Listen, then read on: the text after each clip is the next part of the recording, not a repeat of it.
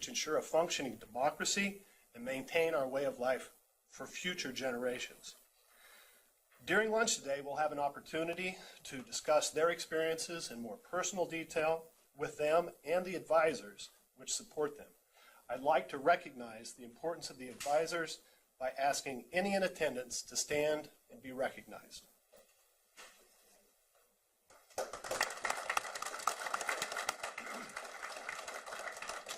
We'll begin our presentations, and then we'll have the president stand for questions afterwards.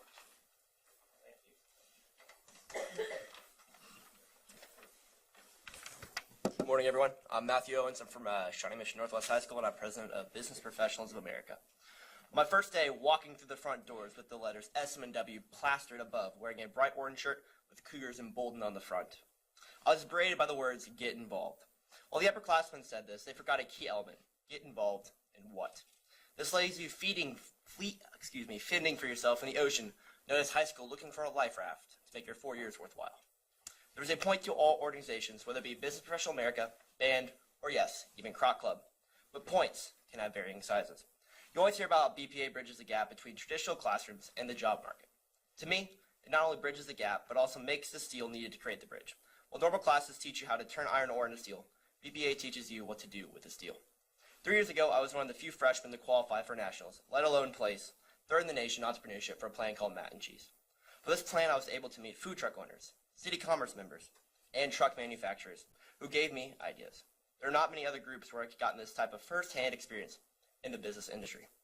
BPA is every aspect of a successful business, from finance to computer programming to graphic design.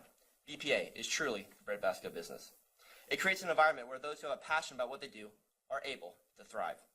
Imagine what you get when you do well in school, maybe a certificate to hang on the fridge. But with us, you get to walk across stage while thousands cheer your name from your states. Just a small difference. A lot of students who may not be good at memorizing words or formulas, but are as creative as a person to wear a book on their face for Halloween, or as innovative as a creative sport to show off when in most classes would be deemed useless. But realistically, it's not the people who are the national merits or the students who have perfect ACT scores that will be the next great leader, CEO of a Fortune 500 company, or a software designer at Google. Nope, you are looking at those people.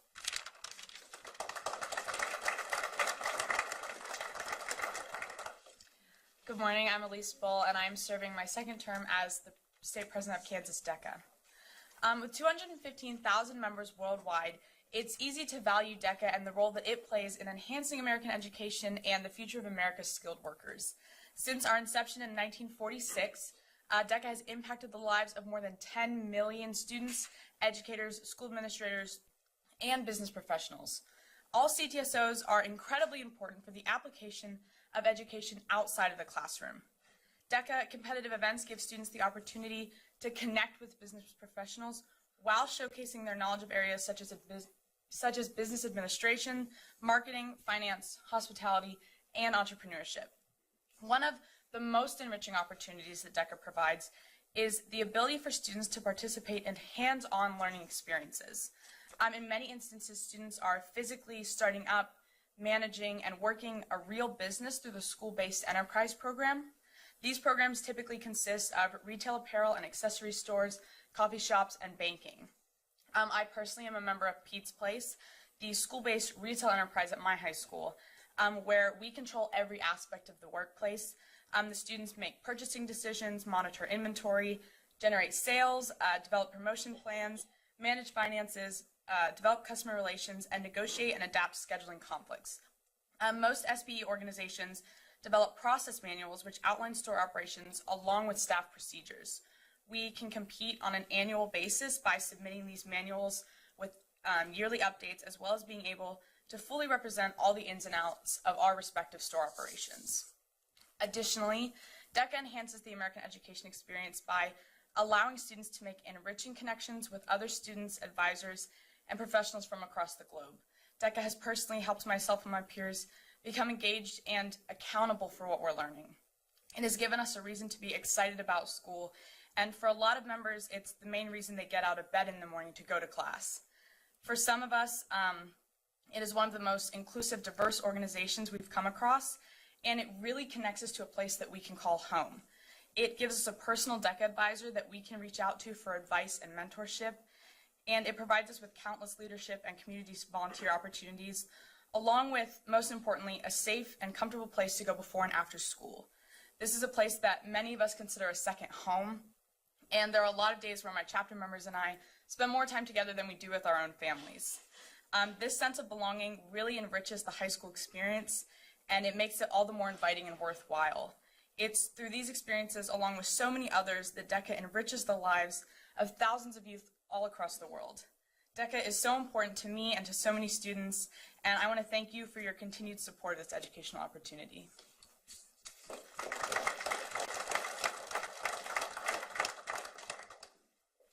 Good morning. My name is Andrea Bruna, and I'm the state FBLA president.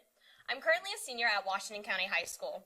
Many of the FBLA goals focus on leading our members into the workforce.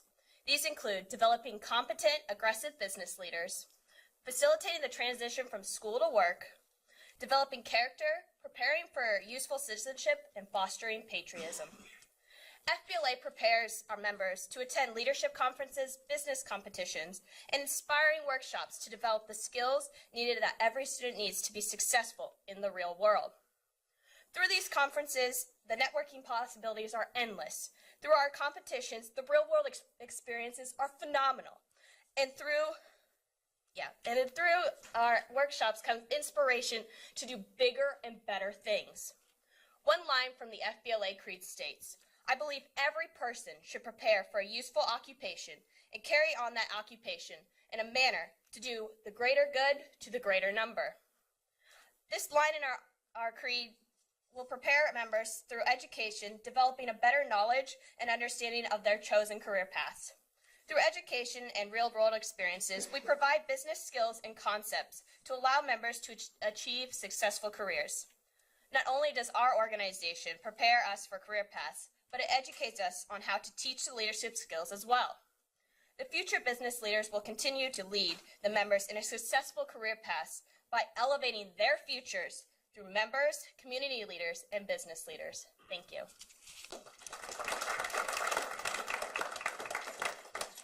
Hi, I'm Katie Hudson. I'm the state president for Kansas Family, Career, and Community Leaders of America from Blue Valley Randolph. Ever since FCCLA was founded in 1945, we've been pushing towards the future. One of our 8 purposes is to prepare for the multiple roles of men and women in today's society. We use social emotional learning and civic engagement through the life literacy and balancing work and life programs, which teach students to make informed decisions that impact their personal life. FCCLA changes youth by building skills through authentic applications of critical thinking, conflict resolution, management, responsibility, decision-making, goal-setting, and cooperation in a variety of real-world settings. We also enhance teamwork, decision-making, and advocacy skills through student-led activities and projects. No matter what career pathway they take, we are preparing our members to fulfill their role in America's skilled workforce. Thank you.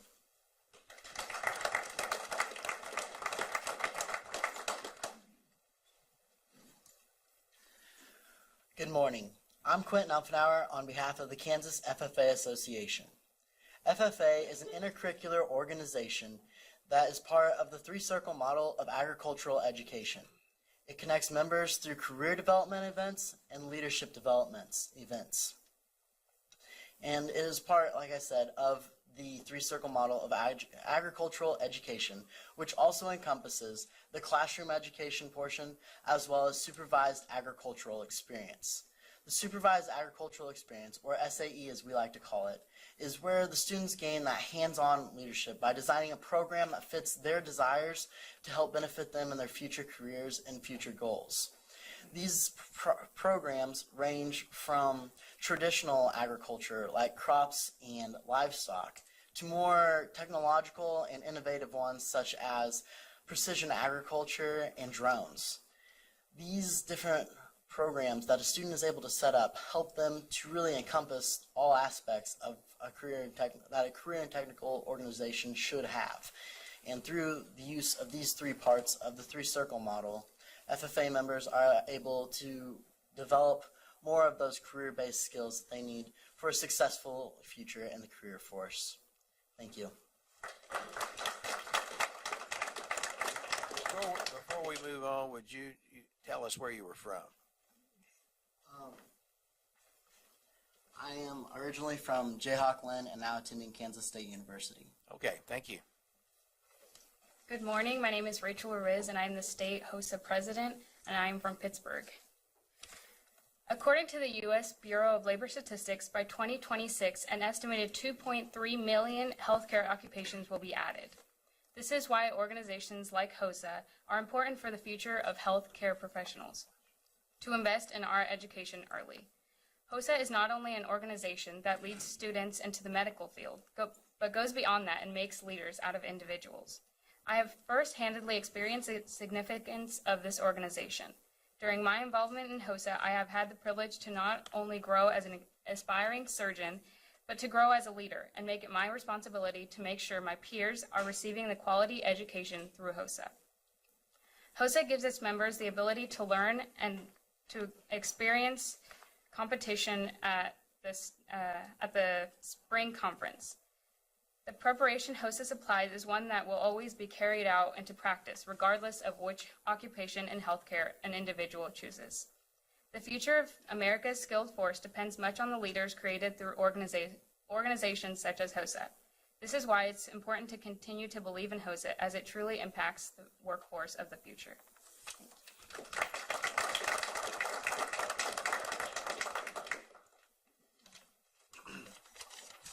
Good morning. My name is Brandon York. I'm an auto tech student at the Olathe Advanced Technical Center, and I plan on attending Pittsburgh State next year for their automotive program as well. I am your Kansas Skills USA State President. Skills USA is a national organization that combines students, teachers, and industry working together to ensure that the next generation of workers are prepared. Using the three components of our framework, we become much more than the average worker working to fill the skill gap. With Skills USA, we strive to be champions at work, job ready on day one. We practice personal skills, workplace skills, and technical skills. Individually, each of those are a sought-after quality that employers want. But as one unit, we see qualities that the country has a demand for.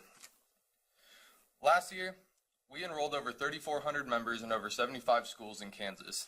When thinking of Skills USA, one quote comes to mind.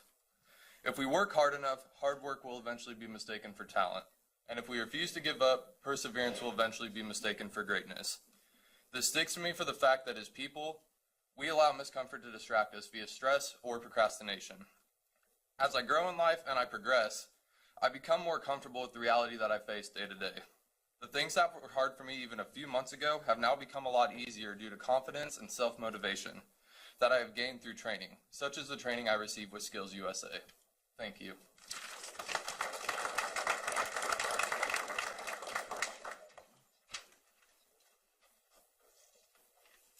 Good morning. I'm Ashley Donovan. I'm a senior at Leavenworth High School, and I am the president of the Kansas Technology Student Association. Every child has some idea of what they wish to be when they grow up. Whether it be a pilot, a politician, an architect, or a designer, they have a dream. As those children get older, their dreams may change or they may stay the same. But either way, the Technology Student Association can help those kids, or anyone for that matter, pursue their dreams. With over 60 events, everyone can find something that can relate to them or what they wish to do in life. TSA allows for growth in speaking, designing, engineering, technology, and so much more. TSA incorporates every aspect of STEAM, science, technology, engineering, art, and math, into every single competitive event. TSA gives students experiences that will help them throughout their lifetime and allow them to confidently enter the real world. Thank you.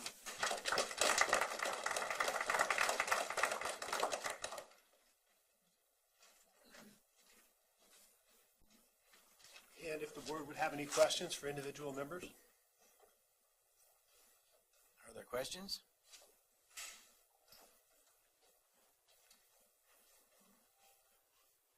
First of all, I want to thank all of you for being here. We look for several of us will be meeting you at noon. We have two conflicting issues. There's a Superintendent of the Year luncheon and then your luncheon, and so several of us. So we have to split up. But anyway, it's always, I noticed from the years that I've been there, it's always a very exciting time to be. And some of us are going to want to have the opportunity to visit after that. We have a student engagement group because we like to talk to students and listen to what what they want, what their take on education is, because that helps us make decisions. And so we really appreciate the opportunity to meet with you.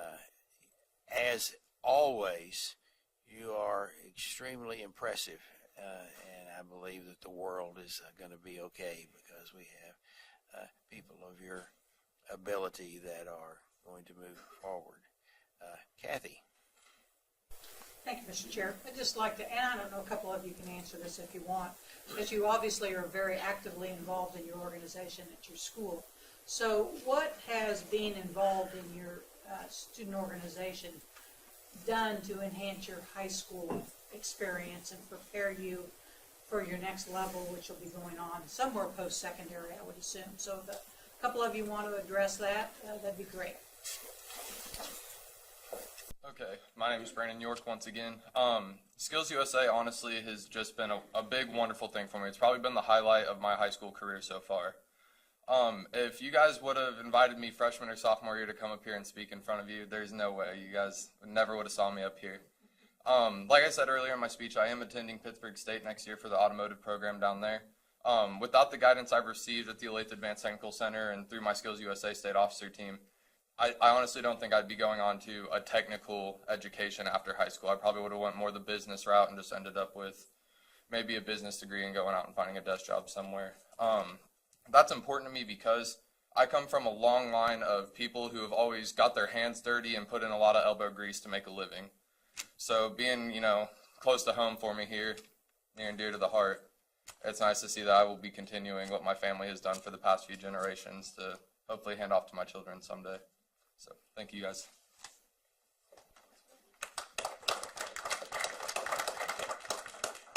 I personally, again, my name is Andrea, I am actually going to attend K-State University next year in elementary education because my job, I really want to be able to teach students. Yes, you might think FBLA, how does that go in with it? I've actually learned a lot of skills that I think that are actually going to help me in being a successful teacher. It's taught me how to be creative with my wonderful projects that I've done with FBLA. Our current one that we're doing is our American Enterprise System project. We took entrepreneurs that are in our high school, we've taken videos, and we're showing them to our other entrepreneurs in our other students in our school about how you can start your own business at an early age. And many students think, oh, you have to go to the big city to make money, or you have to be able to go get an education, you have to get all this stuff. Yes, I do believe you do need to do that.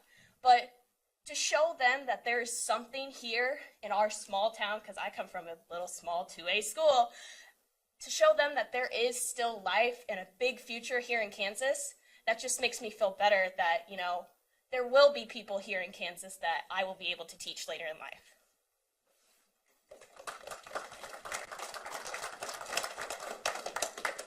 And the hand waving device, I can't delete Kathy, so I assume that it's not working. So if any board, we have to, I guess, revert to the earlier part of the 20th century, and if you need to ask a question, wave at me, or get my attention some other way, because this is apparently not working anymore. Any more questions? Anything else, Stacy? That'll be all, sir, and if it's okay, we'll go ahead and adjourn and head. Oh, I thought you had to stay for the rest of the day. And again, we thank you and really support what you're doing. And by the way, the sponsors that are here, the state sponsors, would you tell us who you are? Would you introduce yourselves? My name is Michelle Bruna, so I'm a teacher at Washington County, and she is also my daughter, besides my own student.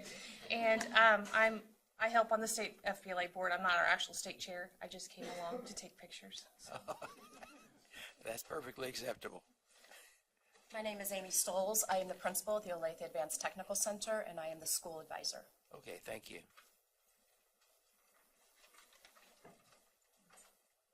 Hi, I'm Ristrigo. I'm the interim TSA state advisor, and I'm the school advisor for Ashley Donovan at Leavenworth High School. Thank you guys so much for everything that you do. My name is Liz Anstein, excuse me, and I'm from Leavenworth High School, and I work with the DECA team, and I have the state president, Elise Bowl, for the last 2 years, and as we've kind of transitioned our DECA team across the state, we are adding board members to our DECA, and so we're we're kind of out there reaching out and looking for businesses that want to help. So if you know of anybody, we'd love for you to let us know. Okay, thank you. We've also gotten, and I don't think you guys are maybe an official member yet, but we have representatives from the Educator Rising, which is a new organization, so we've got a couple students here, so they got to introduce themselves to the board, so we just want to say thank you for starting that organization up also. I know it's just beginning, so we appreciate that. Yeah, I was expecting to hear from you. There you go. If the chair invites, take the mic. Okay, so like she said, we're kind of new to this. So my name is Heather Culbertson, and this is Dylan Schneider, and we are the National Educators Rising Ambassadors. And we are also going to be, hopefully, the future co-presidents of Educators Rising in Kansas. Yeah, we recently just hosted our first ever state leadership conference at Emporia State University. We had over 230 attendees, and it was very successful. The commissioner was there. It was nice to have him there. And Kathy, she was there as well. Very nice. And next month, we're hosting the first ever state competition conference at K-State, and we hope that will be a great success as well. And we will also be representing Kansas this June at the national conference in Orlando, Florida. And I didn't say this also, but we're both from Gardner Edgerton High School, and then I'm from Pittsburgh State University, and he attends Emporia State University. So. Thank you.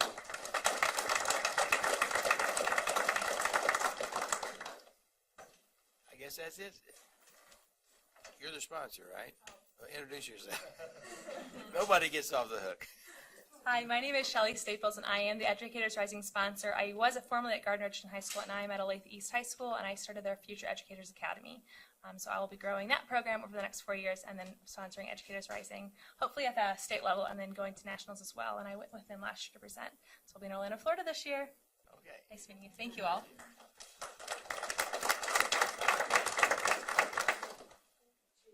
Wait a second.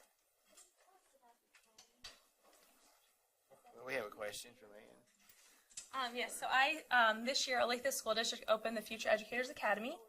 It opened this year. I opened with 44 students, so every year I'm going to take about 40 to 50 students, and so in 8 years they'll be in the workforce. So my job is to train them to go into future education, or go into education.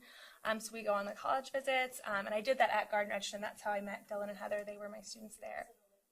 Olathe East is hosting it for all of the Olathe School Districts. So students apply in their 8th grade year, and then are accepted, and then they'll be with me for all 4 years of high school. And so that is a teacher prep program, so kind of a grow your own in the state of Kansas. So, thank you. Anything else?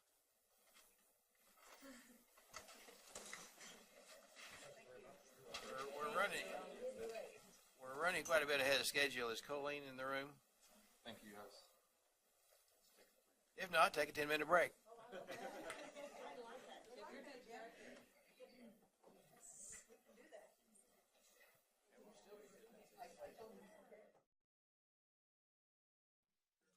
Okay, we're called back to order.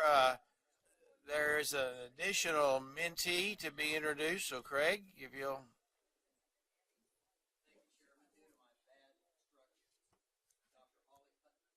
Superintendent at Derby was unable to be here on time, so if Holly would join me and introduce herself, that'd be great. And that's totally your fault? That is. Okay, we want to make sure we know that.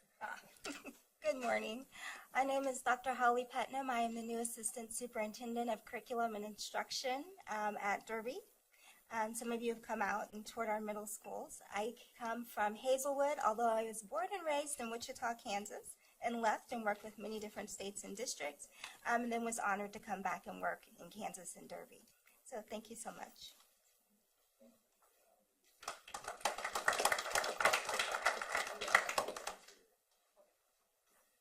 Okay, Colleen, would you please come and introduce the information about school mental health? Thank you. Good morning. It's a pleasure to be in front of you again this morning. We are very pleased to be able to provide for you an update of the work that has been taking place since August, when our School Mental Health Advisory Council was formed and convened. We appreciate the fact that Kathy Bush has been providing leadership to that team, as well as Laura Jurgensen, Carrie Haig, and Myron Melton from our team. So at this time, I'm going to turn things over to Myron. Thanks, Colleen. Good morning. I'm Myron Melton. I'm an education program consultant with the Kansas State Department of Education, and I work primarily in the area of school mental health. And I want to thank you all for the opportunity to come and bring the update to you this morning. Today, we are going to be focusing on five major topics, five main topics: council background and purpose, work that is currently taking place with regards to social and emotional character development, the impact of adverse childhood experiences and trauma on teaching and learning, school mental health systems and practices, and progress being made to this point by the council and considerations for the future recommendations. The School Mental Health Advisory Council was formed in July of 2017, and we began meeting in August of 2017. The primary purpose of the School Mental Health Council is to advise the Kansas State Board of Education on unmet needs in the area of school mental health, social, emotional, and character development. The council also coordinates with legislators and stakeholders to effectively address issues relevant to school mental health, and the council also establishes statewide collaborative partnerships with other child advocacy organizations. In terms of process, we do meet monthly to address these unmet needs related to school mental health. Topics that are being reviewed relate to legislation, statutes, regulations, state level data, district and school level practices, state policy alignment, professional development training, and family support. One of the first actions that was taken by the School Mental Health Advisory Council was to explore challenges and unmet needs around the topic of mandates and required training. There are numerous pieces of legislation, regulation, statutes, and initiatives, including the proposals made in Aaron's Law, which require educators to receive ongoing training. This prompted the Kansas State Board of Education to review efforts to address all forms of adverse childhood experiences that impact child growth and development, to identify the number of mandated trainings required for school staff to determine the manageability of adding additionally required trainings, and to determine a more strategic approach for implementing these trainings. And lastly, to explore a more comprehensive, streamlined approach to enhancing school mental health practices. Previously, you've received information regarding adverse childhood experiences study, so we won't spend a lot of time with regards to that. However, it's important to recall the impact that childhood adverse experiences and trauma has on student performance. You can see from the graphic here, children who experience adverse childhood experiences are 2.5 times more likely to fail a grade. They are prone to more language difficulties. They are more often suspended and expelled. They are designated to special education more frequently, and they have lower standardized test scores. A variety of interventions are already in place to address school mental health and social emotional character development, including social emotional character development student standards, which are currently in revision, and numerous projects through the KSDE, TAS, and projects such as the Mental Health Initiative, behavioral supports, multi-tier systems of support, and family engagement. These standards and supports become increasingly important as schools strive to address the growing mental health need of children and families. Barriers to accessing mental health services have resulted in the schools becoming the de facto mental health system for many children. From looking at the data here, you can see that 20%, 1 in 5 children and youth, have identified mental health needs that require mental health services. However, only 1/3 of those children actually receive services. In those 1/3 of the students that are receiving services, 70% of them receive those services from their school. So knowing the extent to which schools are addressing student mental health needs, it is critical that we build capacity for systems to address these needs appropriately and strategically. Part of building capacity is fully developing the Kansas CAN board goal around social and emotional character development. In order to achieve the goal of each student develops the social, emotional, and character competencies that promote learning and success in life, we've established 5 strategies. Each strategy has a work group associated with it. The first strategy is developing a comprehensive integrated policy framework. That framework is really developing more as a process of learning and integrates school mental health along with social emotional character development, physical wellness, nutritional wellness, and connecting that overall wellness to how we educate kids and connecting that to our other board outcomes and goals. The second strategy is a collaborative, coordinated continuum of resources. We are looking to see comprehensively across the state resources that are available to schools in this area, identifying areas where there are gaps or areas where there's not accessibility to resources to make sure that schools and districts have what they need. Third strategy is increase access to licensed staff for student support. We are looking primarily there at school psychologists, school counselors, and school social workers. We have shortages in all 3 of those areas and determining ways to address those better. Stakeholder partnerships and network development, as I mentioned earlier, that is one of the goals and purposes of this council, and aligns well with that work as well. And lastly, coordinated funding approaches to help support districts as they move forward in this goal around social emotional learning. As we consider building capacity around school mental health, we do so by looking at both the systems perspective and looking at the practices perspective. When we talk about systems in school mental health, we're talking about a framework that we use to deliver the practices. So the framework is a comprehensive, integrated, school-wide system. It's built around a tiered system of support. You are familiar with the MTSS model, where we have the 3 tiers.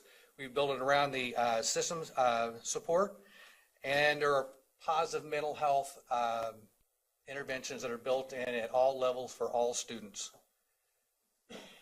With regard to school mental health practices, we are referring to evidence-based interventions and instructional practices that are incorporated in schools to support skill development around social and emotional character development, in addition to also addressing areas of concern such as trauma, physical and sexual abuse, bullying, and substance abuse.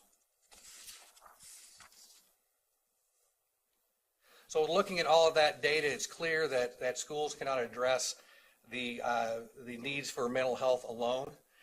And we feel that it's very important to forge state and regional partnerships.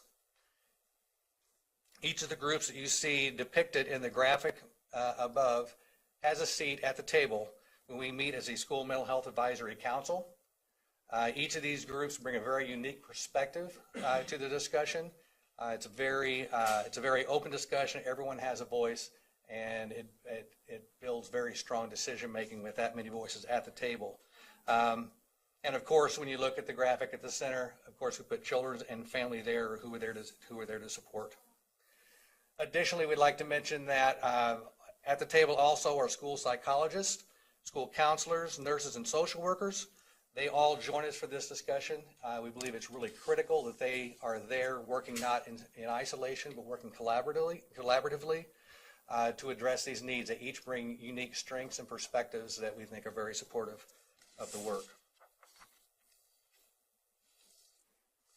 Another promising partnership on the horizon is the School Mental Health Personnel Development Plan. This is a 5-year process. It is funded through the State Personnel Development Grant, and it aligns very well with the School Mental Health Advisory Council goals. And we'll coordinate this through our technical assistance system network. The Kansas State Department of Education and the Technical Assistance System Network will partner with approximately 15 districts, 5 communities, 2 larger communities, 3 smaller communities from across the state of Kansas. They will focus on building school capacity to meet the needs of student mental health needs. They will also work on developing and implementing evidence-based mental health interventions and a tiered system of support. They'll be working on creating partnerships, school community cross-system support that allows schools to have structured processes in partnering with schools and supporting students. And lastly, we are looking at developing resources and systems that can be replicated across the state of Kansas. As I said at the beginning, one of the first action steps taken by the School Mental Health Advisory Council was to address proposed legislation around child sexual abuse and Aaron's Law. The Kansas State Department of Education and the Tazan School Mental Health Initiative developed an outline training module related to recognizing and reporting child sexual abuse. You can see under the objectives, the key components we wanted to accomplish in terms of creating an understanding around child sexual abuse, being able to identify signs of sexual abuse, understanding mandated reporting and how to make those reports appropriately, and also looking at resources we can provide to districts and schools to better understand this topic. You can see at the bottom there is a Moodle site there that you can log into. If you have an interest in seeing the module, it can be accessed at the site there below, and I believe it's also in your packets.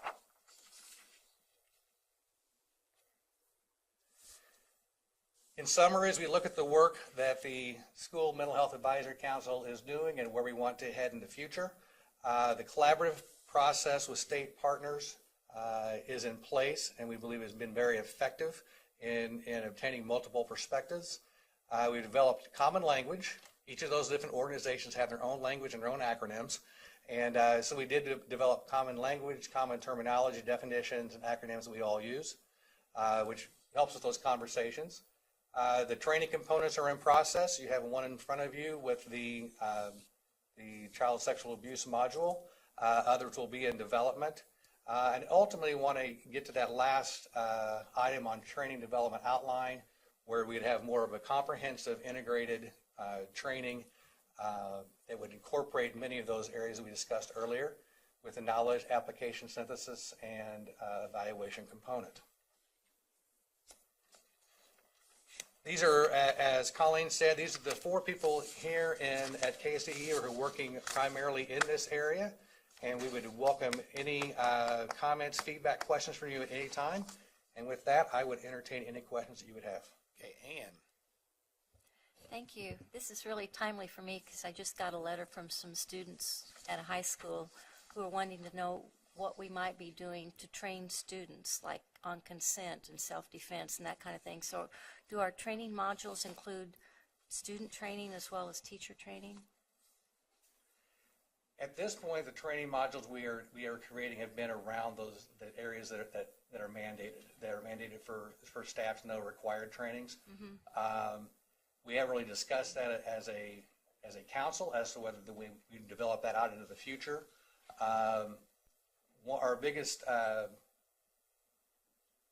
area to address right now is that schools have a lot of these mandates, and they unfortunately, they get stuck in what feels like a checklist. You just check them off. And we're trying to get this created into more of a robust professional development model. So that's priority 1. I do see the importance and benefits of taking it to the student level as well, but as a council, we haven't discussed that. Well, I think it ought to be on our list because if the kids know how to protect themselves and know the signs and that kind of thing, how much further ahead would we be than catching it on the back end when some teacher has to identify that it's too late? Agreed. There is a lot. I will tell you, in the areas that we're working on with school mental health and with social emotional character development, there is a large prevention component in each of those areas. So while it may not be referenced as much through this, it will be referenced through student standards and our SECD standards in that area. Okay, thank you. Thank you, and I want to follow up on that. It may not be you may not, the mental health advisory committee, it may not be the appropriate place, but that issue that Ann brought up does need to be addressed, because I think it's a critical issue. Steve? Thank you, Mr. Chairman. I have a list of talking points to make schools work better in Kansas, lead the world in the success of each student. And I regret that I didn't put ACE or adverse childhood experiences that need to be addressed, because that's a big part of where we are right now, and thank you for your work. I want to caution you, though, that one of the things I come up against all the time is this attitude in education that we're the professionals, don't try this at home. And thankfully, what I'm hearing is there's a movement to reach out to the other professionals. Could you put up the graphic that had the 7 bubbles around the central bubble when we're going to have that one? This is essential, I think, to where we need to go. We have the State Department of Education as one of the elements, but certainly not the element. And so the way I want to frame this is the people with the best of intentions, like my congressman, who got together with a congressman from the Missouri side, and they said, let's make sure that teachers can recognize depression in students. Well, as laudable as that is, because we're all against teenage suicide, I generally have my plate full teaching kids about equations and functions and conic sections and the language of math. So what I would like to be able to do as an educator when I retire to a classroom is to reach out to some folks and say, hey, I don't know how to reach Bobby. Bobby needs some help that I'm not qualified to give. And I think one of the dangers we have in reinventing schools and letting the field, give us the liftoff for the first phase of our moonshot is that there's a tendency to say, we've got this, we've got this. Send us your children. We've got this. We're the professionals. We went to teachers college. We got it. But we don't. We're overwhelmed. And so the more that we can do this, respectfully, I think the better off we're going to be in the long run. Thank you so much. Thank you. I appreciate that. I will say just quickly, I think as we look at the work being done, we talked about the comprehensive integrated approach. I think as we look at the work being done and what's going to eventually start working its way into the schools is taking social emotional character development, which has been kind of a standalone, and integrating that into practice. That it's not something we just teach, it's something we integrate into our instructional practices that really help develop healthy students. So I'm excited about the future where that's going. Randy? Myron, just to follow up with that, and I'm looking out here at a lot of superintendents, assistant superintendents that are here today. We've been working, the board's been working very hard on trying to scale up more counselors and social workers and school psychologists to meet the needs, at least in our world, of helping with this. You talked about that mental health team.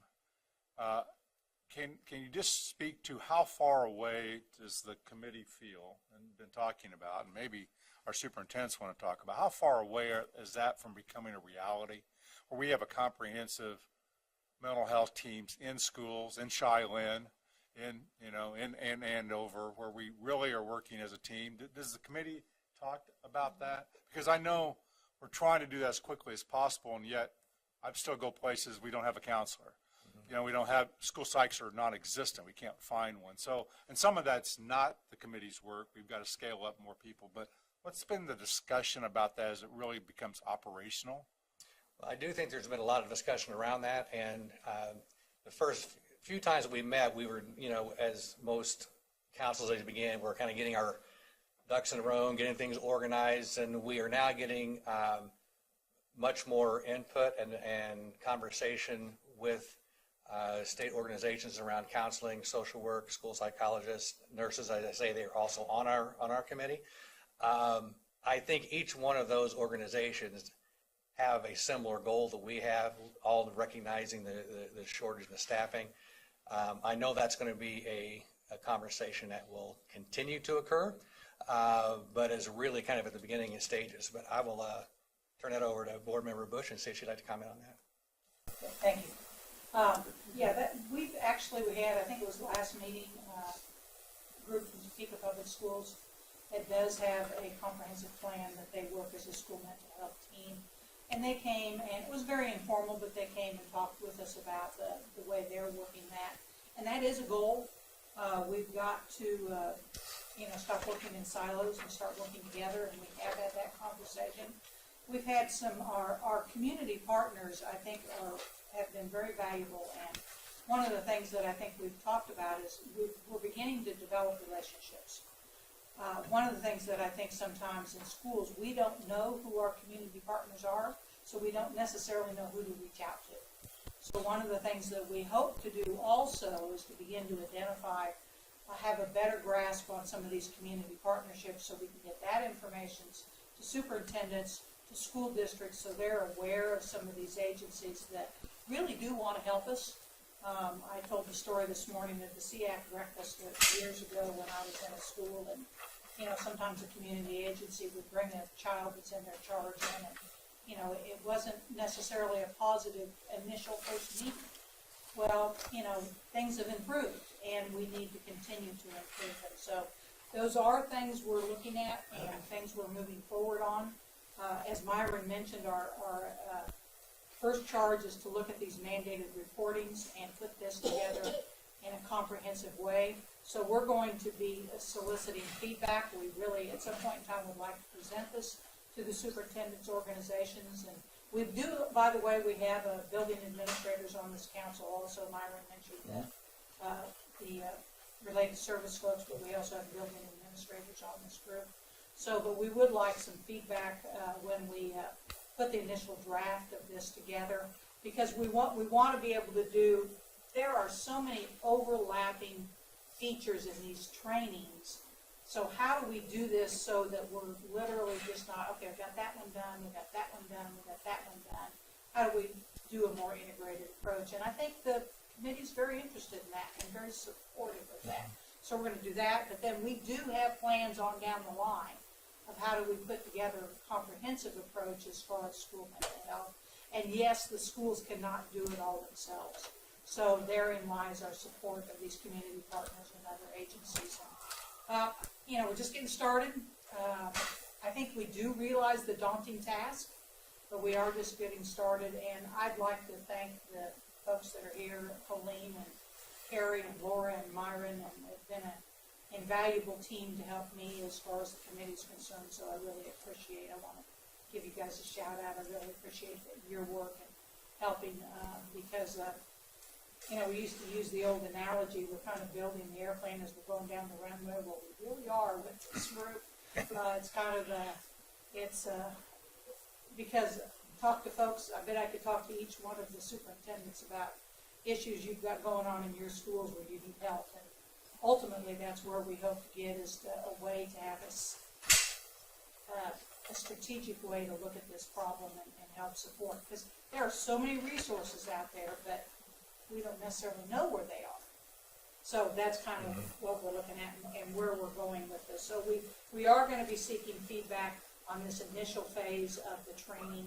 And so hopefully we'll be able to talk to the superintendent's group at some point in time and bring that back here to the board also. I want to give a little background. For those of you that, the superintendents in the audience, you know that there are several mandatory trainings. And whenever Aaron's Law was presented last year, we, as the board, took an active role in saying, enough is enough. Not that we do not recognize the critical importance of dealing with sexual abuse. It's just that mandatory training becomes routine. And if you want an example of effective mandatory training, all of us are aware of bloodborne pathogens. It doesn't need to be routine. It needs to be serious and it needs to be dealt with. But instead of dealing with childhood adverse experience A in isolation, and then childhood adverse experience B in isolation, and childhood adverse on through Z in isolation, we developed this committee or this council, this task force, for the purpose of trying to address comprehensively the issues that face children and do it in something other than a piecemeal manner. And so that was the original impetus for the starting of this, because we did not want another unfunded mandate for an isolated training. And so I want to thank the committee for doing this. I attended the first meeting and I have not done the rest of it. Now, I'm going to ask you, next week, Yes. Kathy and I have been invited to present the progress. And of course, I don't know the progress, but I'm supposed to give the background, which is what I just did. Right. And then she's supposed to give the progress. What would you suggest we say to the juvenile and to the Corrections and Juvenile Justice Committee, which is the committee where Aaron's Law was introduced last year? Right.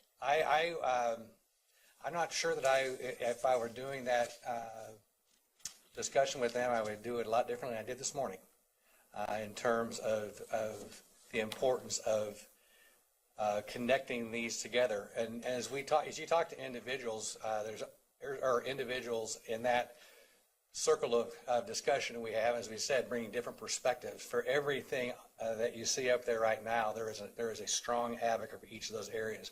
We want to take that on solely, and I completely respect that and understand that. I think our job is to figure out how do we put this together. So for building administrators who are doing their back-to-school professional development, and they have to touch all these areas. That's done in a way that's cohesive and comprehensive, and they can understand versus just the checklist. That's actually our goal. Right. A short-range goal, and I see a long-range goal is to being able to help the school district address the actual needs that students are. The long-range goal, I think, would be taking these mandates and the things that we have right now that we do go with staff, going back to the comment here about getting into students. Eventually, these carry over to those social emotional learning goals, those character development goals, and it becomes incorporated as part of what you do as a whole school environment, whole climate. It's about being responsive. We talked about that a lot as our group. It's about having a responsive culture for kids. Okay. Anything else? Sally? I think my comment and question is more on the long-range goals than on the immediate goals. Where do the programs, like I've got a gentleman in town that is working with a college to bring interns into the schools on the master level for social workers into the schools. Now, those kind of programs and working with higher ed, because they are short of social workers just like we are of teachers. And now I represent West. And so this idea is to help the western part of the state. Will that eventually be something this committee, or is this a different place for this idea? And is this just, did we form this committee just purposely for teacher training and getting it all together and then for people to know where to go for help? Or are we in a long-range goal wanting to know these other programs that are going on to help the schools? Am I in the right place or am I in a different, okay. That's what I wanted to know. I didn't know whether these are things I ought to be bringing to Kathy or whether they belong somewhere else in the big scope. I think it's completely appropriate bringing those to Board Member Bush to share with the committee. Again, as was said earlier, this came out of a very specific direction around the mandates and the required trainings. And is going to continue to evolve as it goes. It overlaps with the work being done at the Kansas State Department of Education as we talk about, for example, the shortage we have in social workers and counselor psychologists. That's one of those strategic plans that we have as part of developing out the board outcome around social emotional character development. So I think there's going to be interaction, not just amongst those groups that you saw in that one diagram, but what happens with this particular council and what is happening as we roll out the work here at the Department of Ed.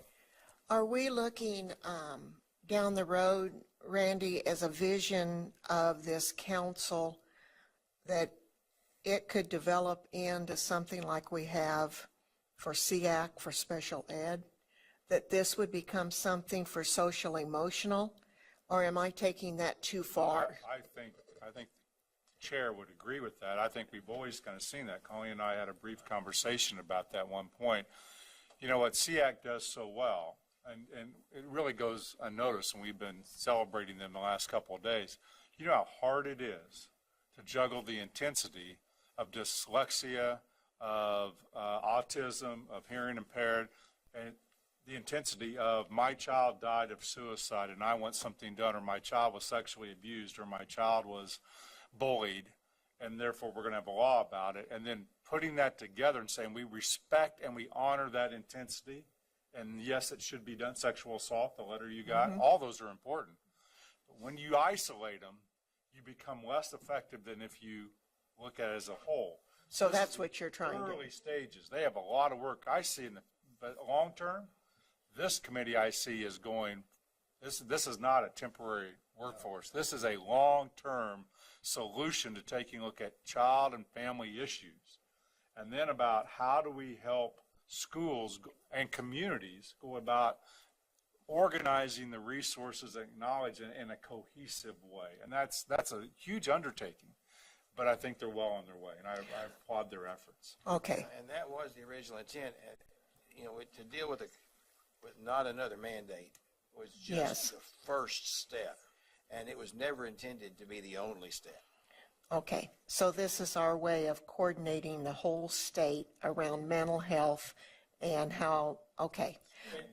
And, well, I looked at it as a long-term committee, but I didn't know if I had the right vision. And with that, I mean, there's many tenets to that. One of the things, you know, we've talked about that as it relates to staff training and organization of social and emotional content.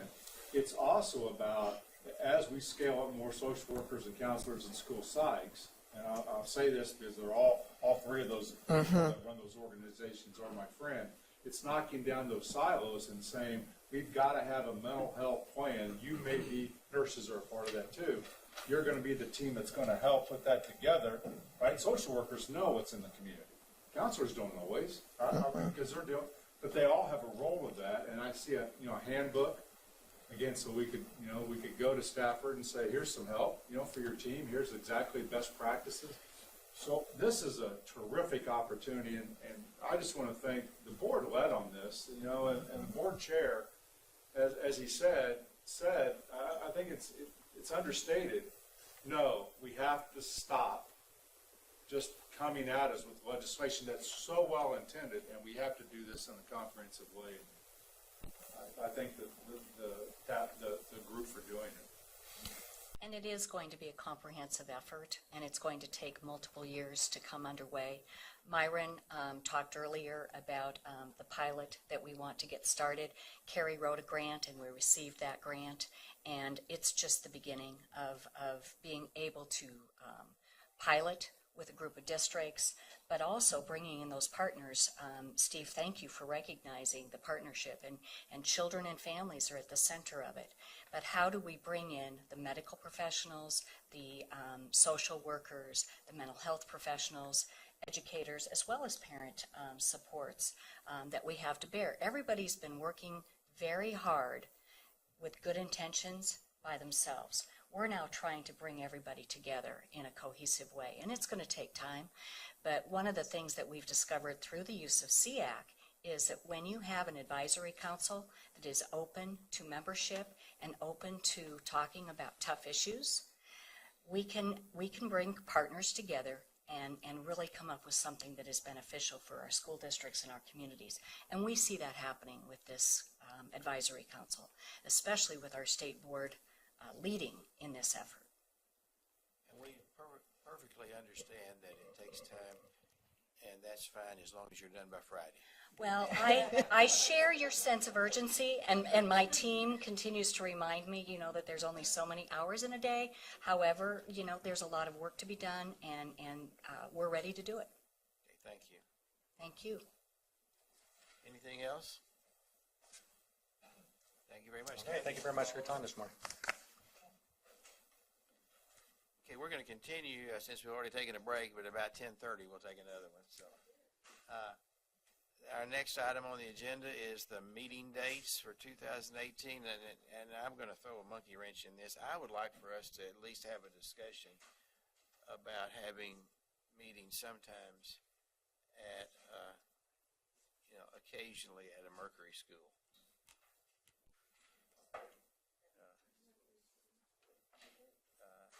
Not all 7 in 1 year, but maybe a couple a year. So I would like for us, when we pass this resolution, and they all say they're going to be in Topeka, except the one, I would like for us to reserve the right to change that at some time after we've had discussion with the department, because I know there are logistical issues, and it's costly, but I'd like to at least have it. So whoever makes this motion, I would like for us to understand that we may at least have a discussion about changing the location. Did we not approve 18? We have, but we've got to do it again. Oh, we do? Okay. Yeah. We've already done this. We have to do it again. I'm told we have to do it again, and I'm very compliant. Yes. Janet moved that the Kansas State Board of Education adopt the resolution establishing the 2018 calendar, board meeting dates, time, and location to be considered later. That's exactly what I said. And Dina seconded that motion. All in favor, raise your hand. All opposed? Motion carries. Okay, before we start our reports, let's take another 10-minute break.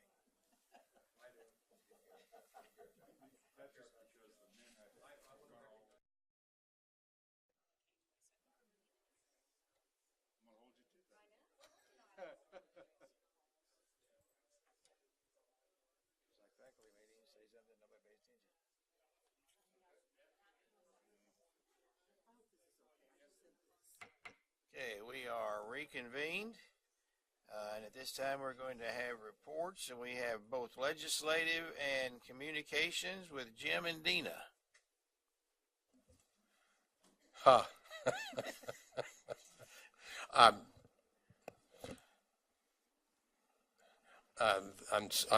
pausing because it was nice yesterday to hear the governor promote public education across the state.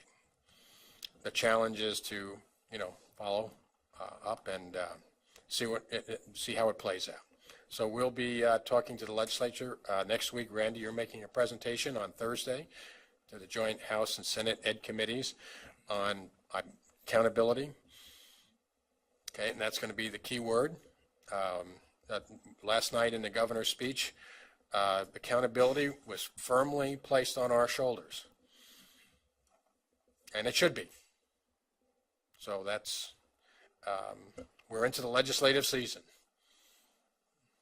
I think we need to make it clear that, it has been placed on our shoulders, and we are willing to happily accepting that responsibility. And we believe it's our responsibility. Yes.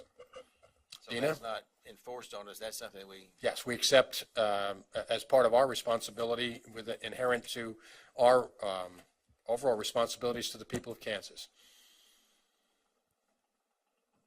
I want to make one comment about that, about something that happened last night. Whenever the governor was talking about Kansas City, Missouri, and there was an inappropriate comment from the audience. In one of my past lives, I worked with professional development organizations, and one of our responsibilities to work with the Kansas City, Missouri School District. In my view, the problems was complete failure in leadership. And even though poverty plays a role in everything, it was certainly much broader than that. And so, money does not solve problems. It's just a resource in the formula for success, but leadership is a key element, and accountability is a big part that we have in our leadership. And that whole process could have been much different if they had had positive leadership, both from their Board of Education and their senior leaders that changed every 15 or 20 minutes.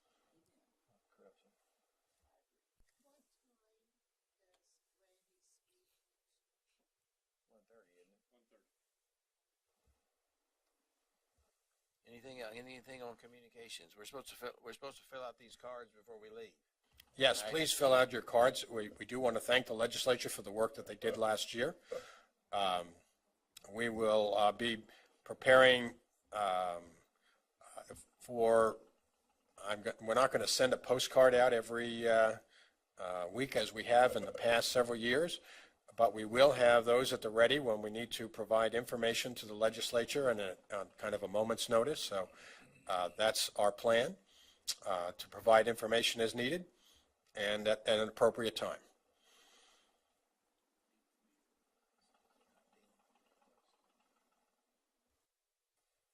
I will just second what Jim said at this point. So, Thank you. Policy Committee, Janet. Okay, sorry. I was talking to Kathy. We had important things to discuss. The policy committee did meet yesterday. We met with the physician and people that were, could talk to us about the physical impact of sixth graders playing. I think we know where we're going to go. We're trying to come up with a policy, and next month Peggy's going to send out a suggested one to us for all of us to look at and kind of approve, and then we're going to discuss it a little bit further next month, and we'll be coming back with a recommendation. I'm hoping next month, if we can get if Mark and Scott will tell us what we're doing is legal. Randy will say, that looks pretty good to me. I know, well, they tell us when we're illegal, so we don't appreciate that, but we do what they say. So, but anyway, hopefully, I think we've heard from everyone, and hopefully we'll have this recommendation to you next month. And while you have the floor, a juvenile justice update? Yes, I do wanted to, that's the only thing I was really going to talk about this time. I just have to relate to you this juvenile justice. We had a committee meeting, which we just kind of reviewed everyone's reports, but I attended the juvenile justice graduation ceremony the Friday before Christmas. And this was just really impressive. They had a gentleman there by the name of Manny Scott. Some of you may have heard of him, but I have never heard of him or seen him. I was so impressed. This guy was dynamic. He spoke to these kids, and they had, of course, all the students, all the youth that were there, not only the graduates, but the other students that were incarcerated. And he spoke to them, and the first thing he said is, I was one of you. He said, before I got in the sixth grade, I was incarcerated 3 times. And then he went on. He had such a powerful message, and those kids were enthralled. He currently is a regional manager for a large insurance company. He's been extremely successful, but he told his story, and it was so impactful. And I watched the kids. That's what I do. I watched the kids when he was talking, and those kids were hanging on to every word he said. So, if you ever have an opportunity, I highly encourage you to hear him, and I think he'd be wonderful for our schools. I just really think I was just so impressed with what he said, because he made a great impact on those students, and I think he could make a great impact on other students as well. So that was wonderful. And there was approximately 30 students that got their high school diploma, and so that was really exciting also, to see that many students get it. Thank you. Coordinating Council, Nina and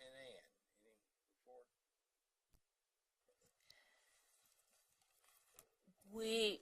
The Coordinating Council for the last 4 months has been serving as, 5 months, has been serving as the task force for concurrent enrollment programs. And in that capacity, we've been studying all sorts of different arenas, hearing from the community colleges, from the universities about the issues that they have with concurrent enrollment and dual enrollment, and also hearing from the the districts and what their concerns were, and the obstacles that are in place currently are lack of access because of zip codes. In a sense, you look at that and you think, we've been talking about equity, and so there's lack really of equity in that sense. And particularly in the rural areas, and there's a variance in the admission requirements among different colleges, and there's differing tuition rates, and there just are a number of obstacles that are in the place of young people accessing.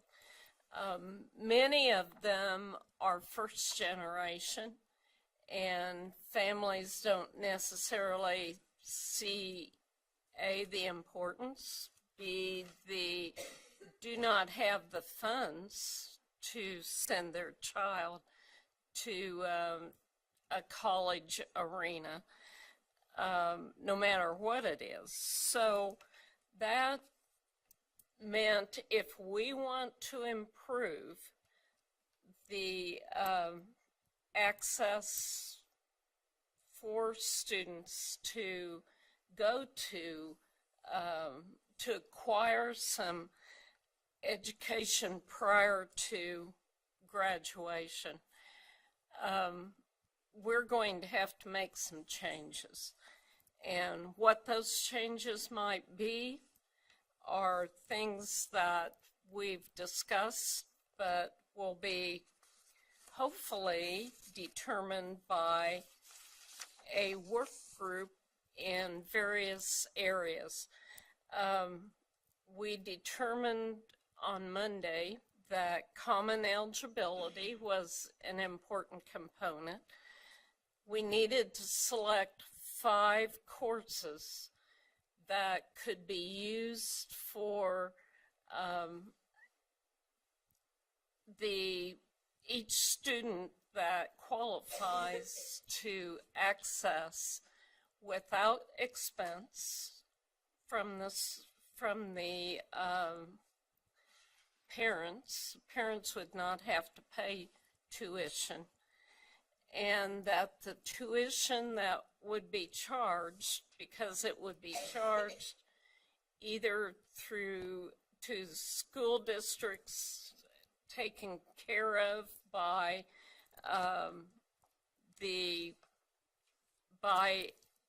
a appropriation, much like what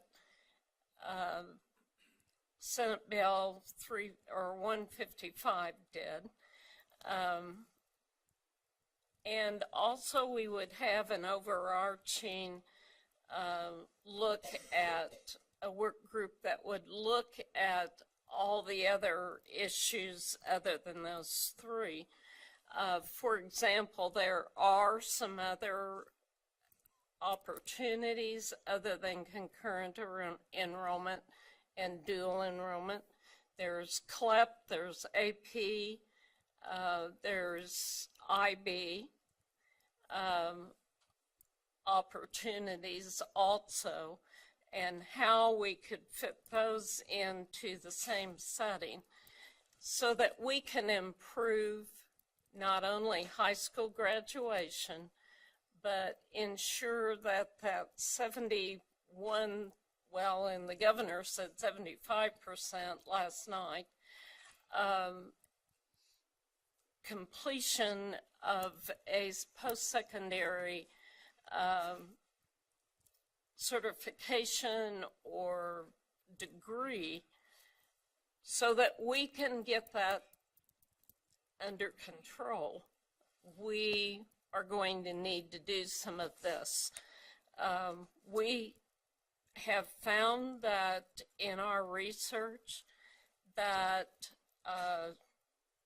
students that have like 15 hours will, prior to graduation from high school, will generally continue and will acquire the rest of the certification or that degree that they have begun to work on. So that can help us in our quest to meet those percentages that we've been seeking to reach. And so those work groups will be put together by Randy and by Blake, and they will work within 3 weeks. So it's going to be a quick move. But, pardon? Ann, do you have? I think that was pretty comprehensive. So now we just got to go work out the details. The devil's always in the details, and we have a lot to work out. So Thank you. Are there any other committee reports? Student voice today. Hopefully those of you who are attending the student portion of the luncheon will stay after the luncheon, and we will ask questions of students who are able to stay, and we will record their answers and have some direction that hopefully we can consider in the future. And you have the questions? Yes, the questions actually, at the moment, Peggy has them, but we will receive them.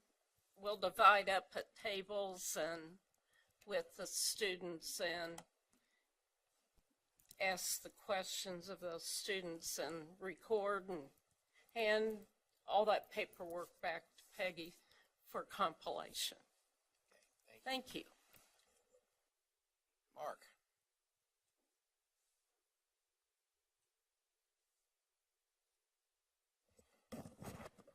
Thank you, Mr. Chair. In 2017, the Open Meetings Act related to closed and executive sessions was amended. We talked about that at the time.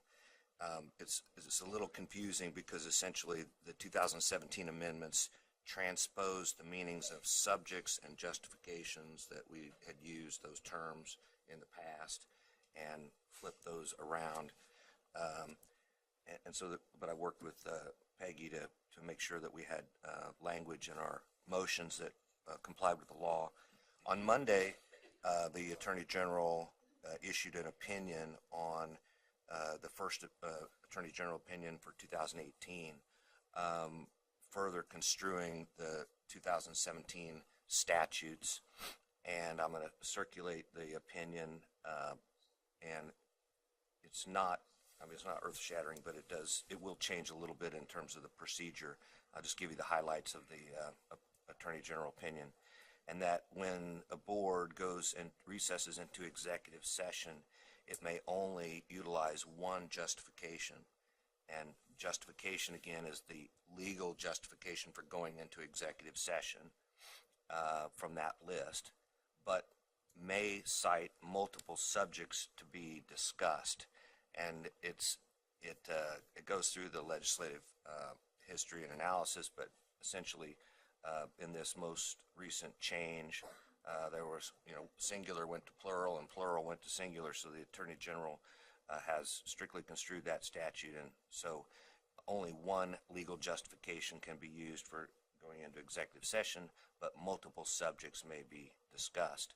So justification is the purpose of the executive session. So, for example, topics, may include matters of non-elected personnel, attorney-client privilege, employer-employee negotiations, which are the most frequently used, and subjects are the explanations of what is to be discussed without revealing the confidential information. So, for example, discuss an annual evaluation of person X. A justification which would not be legally sufficient would be, for for example, just a generic discussion of consolidation of departments or overall, salary. It has to be something that would be worthy of a closed or executive session. And so the statute changes in 2017 so that the statement describing those subjects to be discussed must be more than a generic or a vague summary. So if I push to make sure that that the language that we're using to justify going into executive session is based on those most recent statutory changes and the Attorney General opinion that was issued on Monday. Probably the most significant change won't be difficult, but Peggy will have to, when we go into recess into executive session, the entire motion must be recorded in its entirety. So all of the details must be recorded. And once again, that's as we talk about transparency and creating a record for, going back, the regular changes that occur to the executive session laws are always intended to improve that transparency and give the public, whether they're observing or looking back through the minutes, more clarity and more detail as to why the board conducted business behind closed doors and went into executive session. So I'll send that to you, just a timely changes this week to the Open Meetings Act. Mr. Chairman, I have a question. You may ask it. Thank you.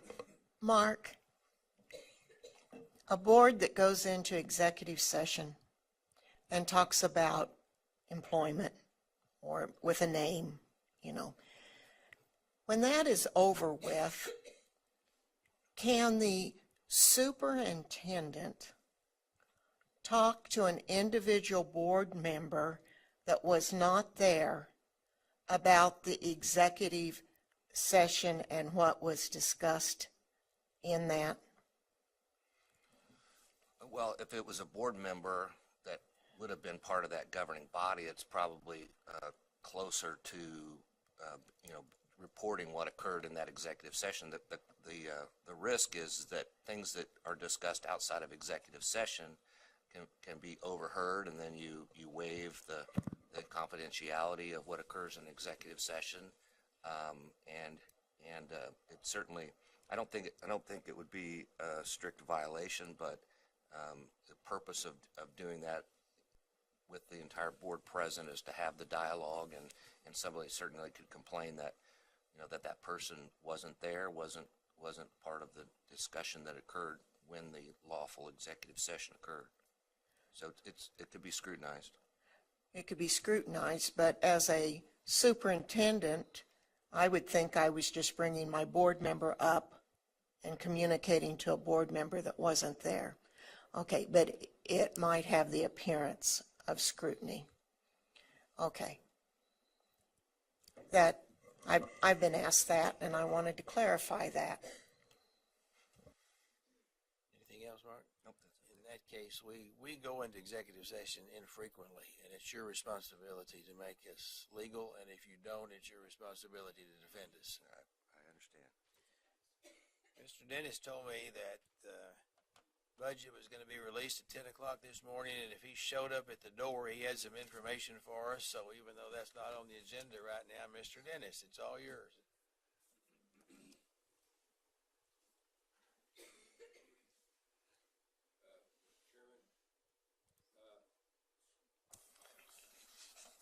Let me try to, we'll have something in writing that we'll try to get out to you before you get home. And Randy's Friday letter that we might be able to even send it on Wednesday. But anyway, we're putting something together now. But this is the important part, I believe. The $200 million the governor referred to, that includes the money that was appropriated last year. Remember they had a 2-year plan? That's $87 million. That was last year.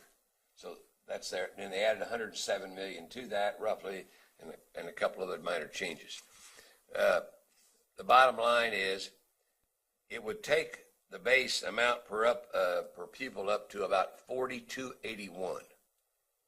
Right now it's $4,006. So So you're up about $275, give or take a little bit. Then it will go up somewhere in the future, 4 years, about $135 to $140 per year. With me? Because that depends on weightings and a lot of things. But so it's about, it'll go to $42.81 next year, roughly, an estimate, and then it'll go up another $142 each year thereafter for 4 years. The other thing is, it's the first time I've seen this in a little while, and this will be part of the material that the we'll send you, and the commissioner will later, probably I hope later today.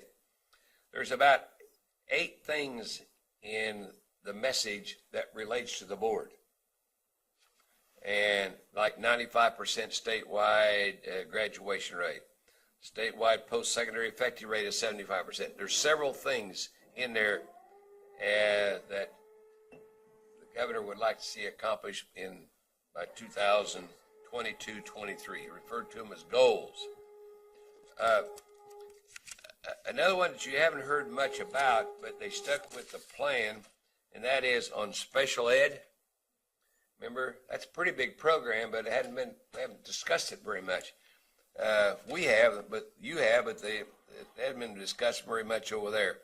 And the bottom line there, they went up about the $12 million that was planned last year. They went up that $12 million. Now I want you to know, good, bad, right or wrong, the excess cost percentage will probably drop a little bit because the emphasis on salaries and the operating money, the $200 or the $275 increase in the base that won't keep up with the percentage of excess cost.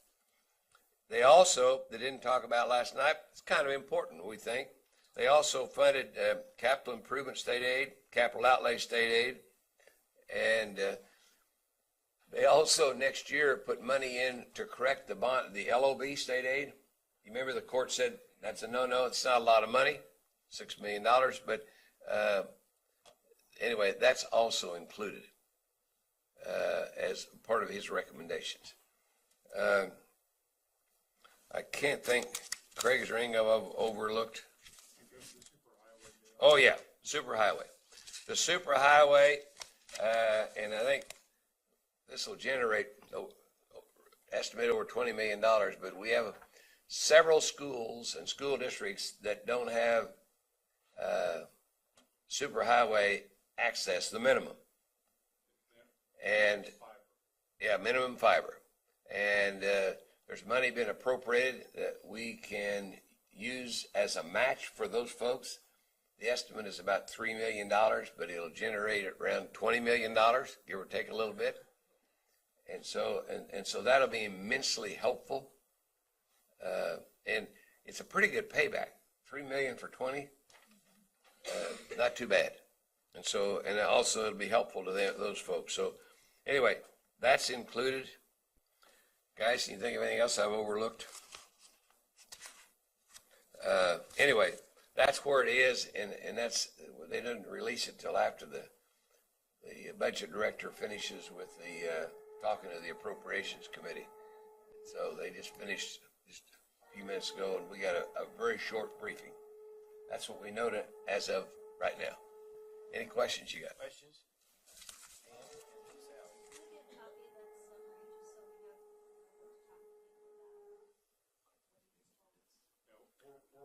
Yeah, we plan to send you something by this evening. What I said, I think, was the time you get home. Just don't drive too fast. It'll be a while before I get home.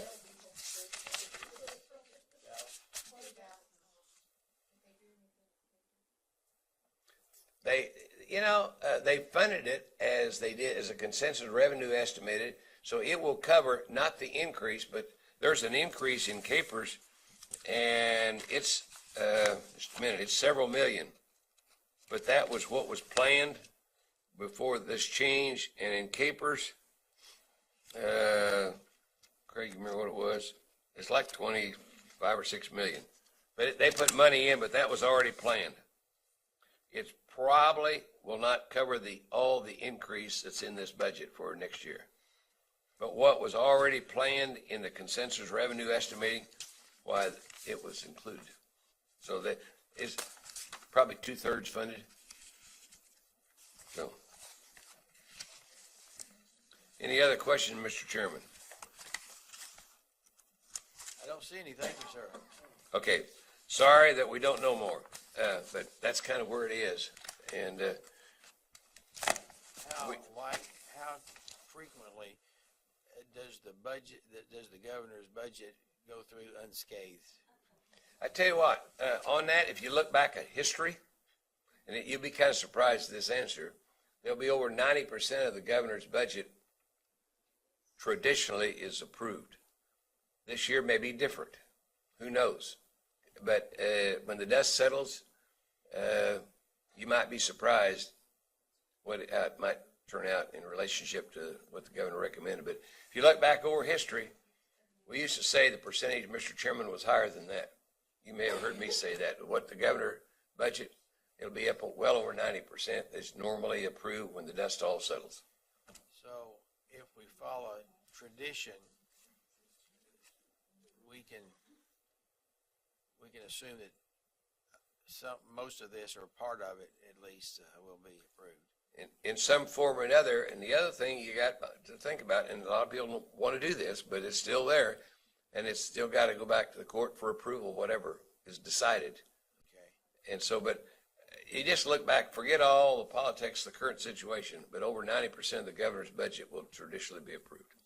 And on another subject, the people that I went and visited with several representatives and senators last night before, and there doesn't appear to be a whole lot of interest in a constitutional amendment. I've not heard, I wouldn't disagree with that. I wouldn't disagree with that. Nope, not what we've heard. Okay.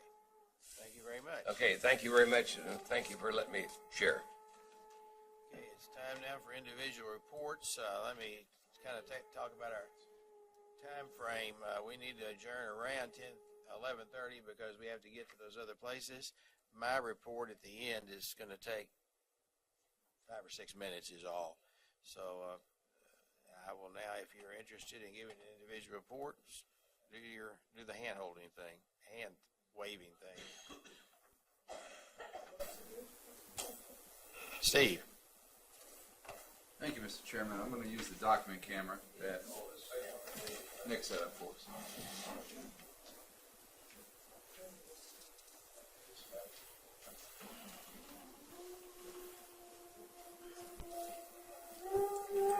It's a very nice green wood.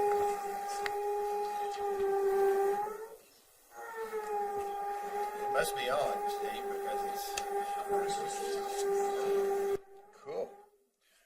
All right, here is the document I gave you back in March. I quit laminating them because of the cost. You've seen this before. So, in the interest of time, I'm going to address just one issue today. It's one I think that we ought to try to step up for. It's the one, it's right here. Stop labeling children by color or ethnicity, even in groups or subgroups. So this is my future agenda item. I'd like to make a motion next month. This is a big issue. We'll probably have to table it and get input. But I want to apologize to our commissioner. Because as I talk about issues with my Uber passengers and Lyft, this is not an advertisement for Uber. I drive for more than one company now. This is a transcript from our April meeting last year. Portion of when Commissioner Watson was up here with his commissioner's report. And you can read it for yourself. I'm not going to take the time to read it. But these were the risk factors that were put out by the department. I think it's a pretty good list of 7 factors. And my comment was race is not part of that, and he agreed with that. Now, where my apology comes in is I've been describing this to my members of the public as I tried to make the fattest pitch on race to our commissioner that I could, And not only did he not swing at the pitch, he left the bat on the shoulder. That's an unfair characterization because race is a thorny issue. And one of the things that I've realized lately, here's the second page of the transcript. One thing I've realized lately is just because I might not think race is very important when a kid gets on my school bus or comes into my math class, it might be important to you or to someone else. I just read an essay called Race is Important by a professor from the University of Dayton, and I hope to share that with you. So maybe race is important. Maybe race is important. I'm not going to stand here and say it isn't, because we have different ideas. But this is where I would like us to consider the issue. Race matters, it doesn't matter. It doesn't matter whether it matters. I'm not trying to be cute. But this is what I would propose, and there are two different proposals there, if you can read my handwriting. I do a lot of reading and stuff while I'm waiting for fairs as I make my living now. So I'll read it for you. It says, as of January 1st, 2019, I'm reading this one over here on the left. And henceforth and thereafter, it shall be unlawful for any accredited Kansan school to label, designate, or otherwise identify children by race or ethnicity. Nor shall it be unlawful for any outside entity or individual to identify, label, or otherwise claim ethnicity or race for any group or individual. My inspiration for this is the First Amendment and the Founding Fathers' language on religion. We're not going to recognize any religion nor prohibit anybody from participating in a religion. It's basically paraphrasing of the first two clauses of the First Amendment. But then I thought, a lot of folks want to tell folks how to think. So there's another version here that begins the same way. I'm reading the one on the right now.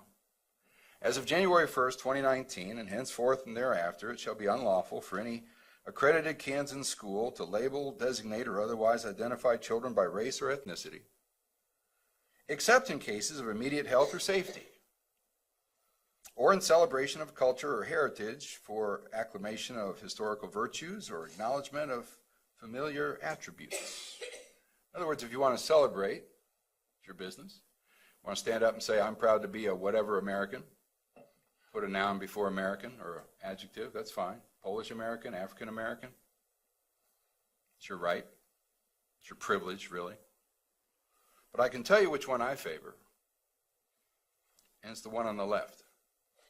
Because I don't think it's our business to tell people how to think, or even what to think.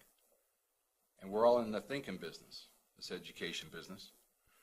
And when we get too far away from teaching children to read well and understand the language of numbers, we might be adrift a little bit.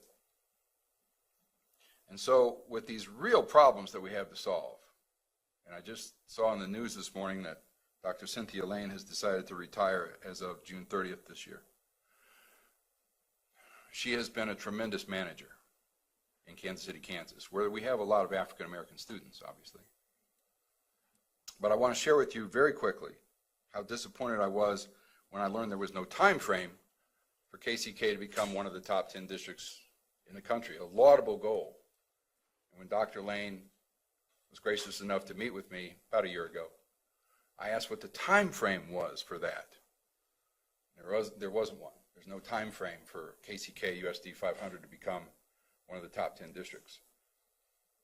And, as an engineer and project manager, I used to be a project manager for Sprint, local telecom, something maybe Ann can relate to. You got to have some target dates at least. Maybe not hard, fast deadlines, but you have to have some target dates. So maybe the most important thing on this piece of paper that I'm sharing with you is January 1st, 2019. And maybe in the process of political wrangling, we push it back to 2020. But we can't have a 10-year time frame for something like this. It won't happen. And I know a lot of our moonshot is going to take a 10-year time frame or more. We're going to help every family to have better mental health. And we're going to do it from the legacy systems that we've been dealing with. It's a Herculean effort. I just think that it's up to this board and no one else to take steps like this. I think we have the board right now to do this kind of work. And will it be unpopular? Oh my goodness, yes. Will it be hard? Well, think about what Kennedy said about going to the moon, President Kennedy. We don't do this because it's easy, but because it is hard. My apologies for the Massachusetts accent. So I will proffer this next month, and I may not get a second. I know what that's like, to make a motion and not get a second. But I hope one of my fellow board members will at least make a second next month so we can begin talking about this. This is not my only agenda item, obviously, but it's one I think we can address. Thank you, Mr. Chairman. Thank you, Mr. Roberts. Are there other reports? If not, the chairman's report. Currently, Dina is serving on the Kansas Master Teacher Selection Committee, and it is time to reappoint that position, and she is willing to continue in that position, so okay, is there a second? Sally seconds the motion. Discussion, all in favor? It is time, all opposed? Motion carries. It is time to designate another member of the public education position from NASB. Kathy currently serves that position and is willing to continue.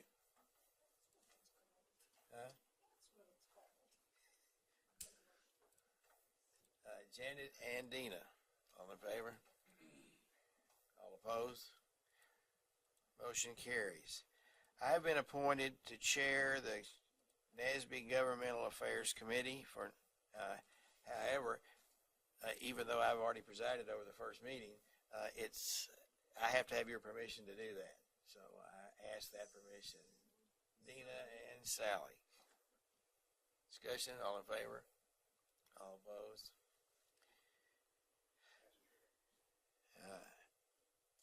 Roundtable, I want to remind everybody that the roundtables, we've already discussed that this afternoon at the luncheon, and the Student Voice Committee has prepared that. Several of us attended the school finance meeting me for one day, some of you for all 3 days.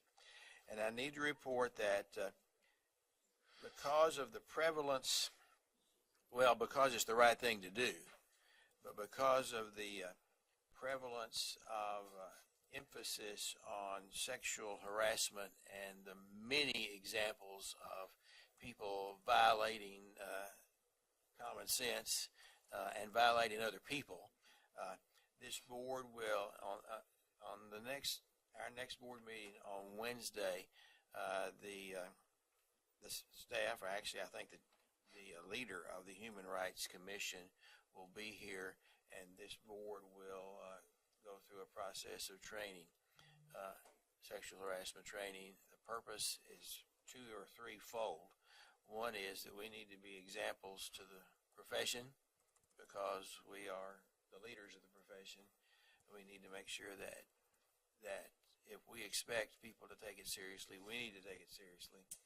I've been reading several reports where a lot of sexual harassment training, especially in business and industry, is done to protect the business and industry, compliance issues, and I'm going to make it clear to the people that do that that is not our purpose.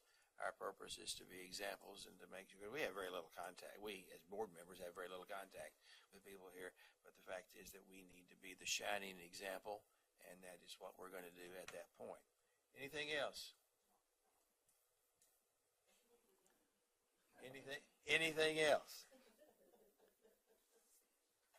We are adjourned. We are not adjourned.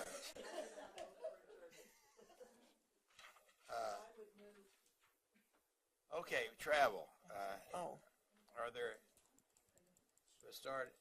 Dina, well, Dan, do you have anything? Dina? The only thing that I need the coalition, I instead will be at the legislature. So you need to maybe change that component. And that would be the only other thing that on occasion I will be covering legislative issues, so. Anybody else on this side? Kathy? Yeah, a couple of things.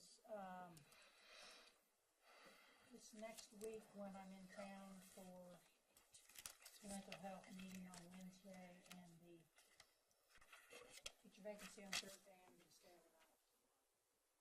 And then I do want to attend on the January 24th at Jennifer Sexual Intervention Seminar in Squire. Anybody on this side? Steve? The CTE conference in Manhattan, it says February 6th and 7th. So would that be an overnight? If it's 6th and 7th, that would be in Manhattan? Yes, please. Anything else? I intend to go to the reception for retiring board members in Wichita on this Friday on the 12th, mileage only. On the 17th, I've been asked to come back to testify before the Corrections and Juvenile Justice Committee. That'll be mileage only, and have been invited to at least participate in a panel discussion that the universities are having about implementing the new K-12 Unified License Program. That's at Fort Hays State University, and that's on March the 1st. Anything else from anybody? Motion to approve the travel? Sally? Kathy? All in favor, raise your hand. All opposed? Motion carries. Now, we are adjourned.